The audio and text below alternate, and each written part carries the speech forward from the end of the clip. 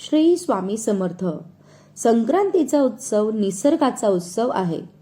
पौष महिन्यात सूर्य मकर राशीत प्रवेश करतो, म्हणून या उत्सवाला मकर संक्रांत असे म्हणतात. सूर्य आपली पृथ्वीकडील परिभ्रमणाची दिशा बदलतो. तो उत्तरेकडे सरकत जात असतो, म्हणून त्या काळाला उत्तरायण ही म्हणतात. सूर्याच्या संक्रमणाशी जीवनाचे संक्रमणही जोडलेले आहे. या दृष्टीने या उत्सवाचे सांस्कृतिक दृष्ट्या देखील महत्त्व आहे. संक्रांती म्हणजे सूर्याचे एका राशीतून दुसऱ्या राशीत गमन. अशा 12 संक्रांत असतात, परंतु आपण एकच संक्रांत मानतो. संक्रांतीच्या दिवशी दान देणाऱ्याला सूर्य अनेक पटीने परत देत असतो असे मानले जाते. सूर्य आणि इतर ग्रह यांच्या संक्रांतीचे पुण्यकाळ किती असतात याचे वर्णन हेमाद्रीने केले आहे. सूर्याच्या बाबतीत संक्रांतीचा पुण्यकाल संक्रांतीच्या पूर्वी आणि नंतर 16 घटिकांपर्यंत असतो. संक्रांतीच्या दुसऱ्या दिवशी किंक्रांत असते. या दिवशी कोणत्याही शुभ कार्याला आरंभ केला जात नाही. सौराष्ट्रामध्ये या सणाला उत्तरायण असेही म्हणतात किंवा उत्तरायण म्हणतात. या दिवसानंतर सूर्य विषुववृत्ताच्या उत्तरेकडे सरकू लागतो व दिवस थोडा मोठा होऊ लागतो. संक्रांत म्हणजे संक्रमण, म्हणजेच पुढे जाणे. आर्य लोक उत्तर ध्रुवावर राहत होते, त्यावेळेचा हा सण आहे. संक्रांतीचा सण 3 दिवसांचा असतो.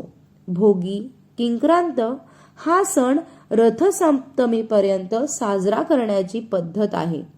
सूर्य हा तुला राशीत आला की त्याचा प्रभाव कमी कमी होत जातो आणि म्हणून थंडी पडत असते. सूर्य मेष राशीत आला की त्याचा प्रभाव वाढतो आणि म्हणून उष्ण तापमान वाढत असते. मिथुन राशी ही कोरडी राशी आहे. सूर्य कर्केत गेला की पाऊस पडतो, कन्येत गेला की पाऊस संपतो. दिवसभर उकाडा व रात्री थंडी अशी स्थिती असते. त्यालाच आपण ऑक्टोबर हीट म्हणतो. सूर्य मकर राशीत गेला की त्याच्या किरणात बदल होत असतात. मकर संक्रांतीच्या वेळेस किरणे लांब रूपाने पडायला लागतात. श्री सूर्यनारायण मकर राशीत प्रवेश करतात. संक्रांतीचा पुण्य काळ सूर्योदय ते सूर्यास्तापर्यंत आहे. या कालावधीत केलेले पुण्यकर्म, सेवा, उपासना, दान याचे शतपटीने पुण्यफल प्राप्त होते. या दिवशी तिळाचे उटणे अंगास लावणे, तिल मिश्रित उदकाने पाण्याचे स्नान, तिल होम, तिल तर्पण, तिल भक्षण, तिलदान केले असता सर्व पापांचा नाश होतो. मकर संक्रांतीच्या पर्व काळात कठोर बोलू नये. वृक्ष गवत तोडणे, गाई म्हशींची धार काढणे व कामाविषयी सेवन ही काम करू नयेत.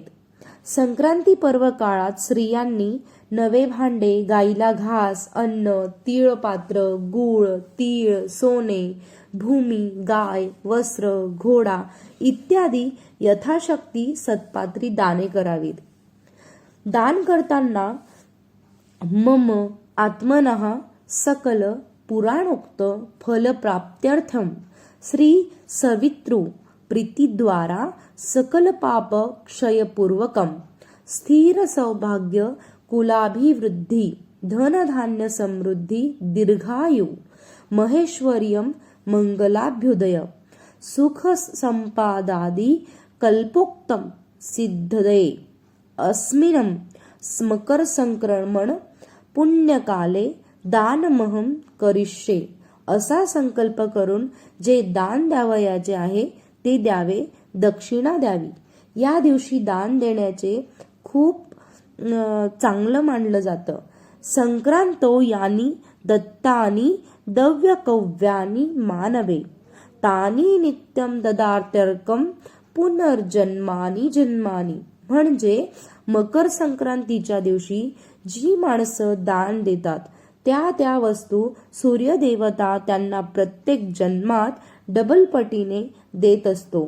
आधुनिक काळात दान देण्याच्या गोष्टींच्या यादीमध्ये विद्यादान, श्रमदान, वस्त्रदान, अन्नदान याही गोष्टींचा समावेश व्हावयास हवा.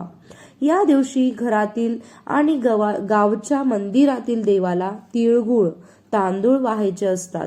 या पर्व काळात जी दाने दिली आहे ती भगवान सूर्यनारायणाला प्राप्त होतात व जन्मोजन्मी आपल्याला सुख प्राप्त होते.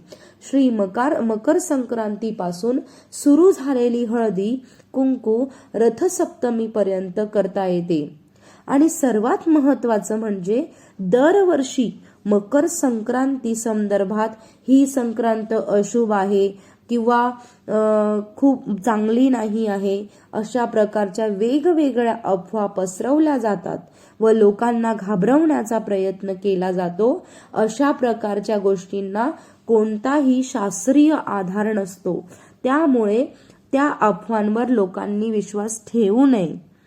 तर मंडळी, व्हिडिओ आवडल्यास लाईक करा, शेअर करा, सबस्क्राईब करा. स्वामी तुमच्या सर्व चांगल्या इच्छा पूर्ण करोत हीच स्वामींचरणी प्रार्थना. श्री स्वामी समर्थ.